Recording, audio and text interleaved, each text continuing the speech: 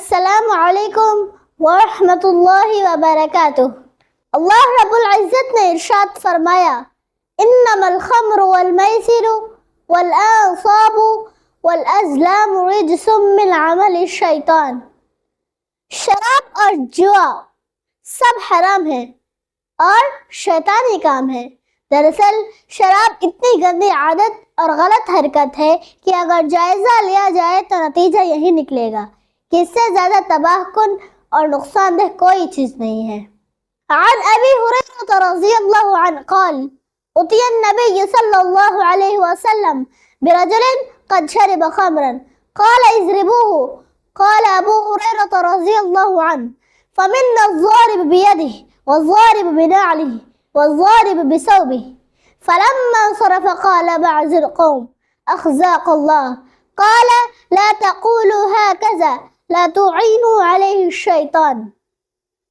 حضرت ابو ہریرہ رضی اللہ عنہ فرماتے ہیں کہ ایک شخص کو حضور اکرم صلی اللہ علیہ وسلم کے پاس لایا گیا جس نے شراب پی رکھی تھی۔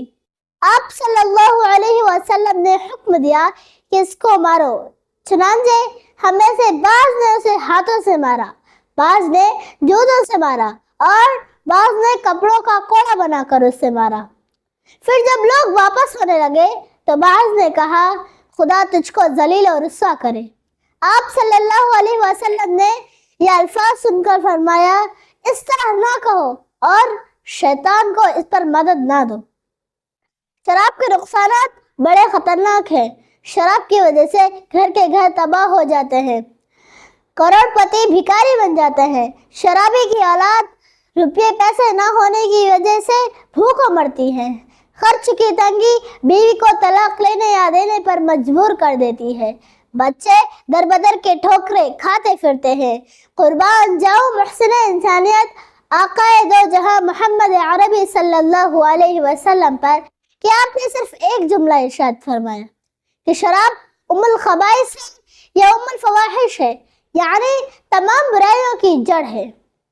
گلاسوں میں جو ڈوبے پھر نہ ابھرے زندگانی میں، گلاسوں میں جو ڈوبے پھر نہ ابھرے زندگانی میں، ہزاروں بہہ گئے ان بوتلوں کے بند پانی میں۔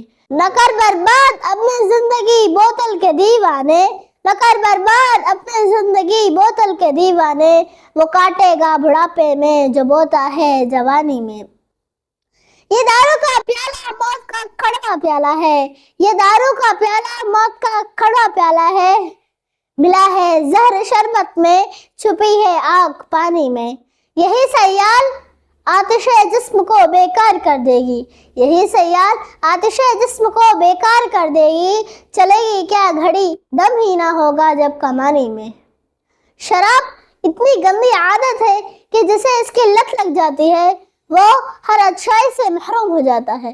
وہ نہ نماز پڑھ سکتا ہے، نہ قرآن کریم کی تلاوت کر سکتا ہے، نہ اللہ کا ذکر کر سکتا ہے، نہ مسجد جا سکتا ہے۔ اگر ماں باپ بیوی بچوں میں سے کسی کا اچانک انتقال ہو جائے تو یہ بدبخت ان کی نماز جنازہ بھی نہیں پڑھ سکتا۔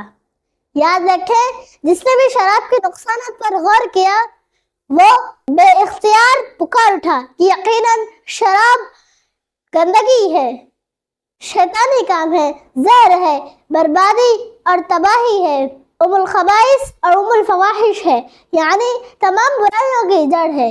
اس لیے اس خباثت سے باز آ جاؤ، باز آ جاؤ، باز آ جاؤ۔ خدا حافظ۔